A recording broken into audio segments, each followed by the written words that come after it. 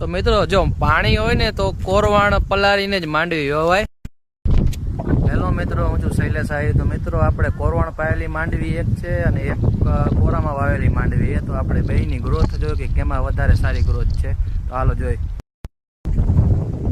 તો મિત્રો આ માંડવી છે ને, આ મગફળી આપણે 11/6 વાવી હતી કોરવાણ પલારી, એની ગ્રોથ જોઈ લ્યો. અને આ જે બાજુમાં માંડવી છે, આ ધોરિયાની આલી બાજુ,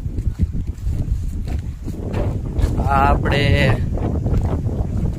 6 તારીખે માંડવી આવી હતી, ઓના કરતા 4 દિવસ આગળ વાવી હતી. તો આની ગ્રોથ અને આની ગ્રોથ જોઈ લ્યો.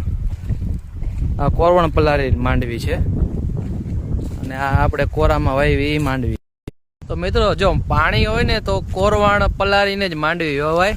કારણ કે આ બાજુની મગફળી આપણે 4-5 દિવસ આગળ વાવી હતી, તો એ જે કોરવાણ પલારેલી મગફળી હતી એ વાવી હતી, એના જેવી ગ્રોથ નથી.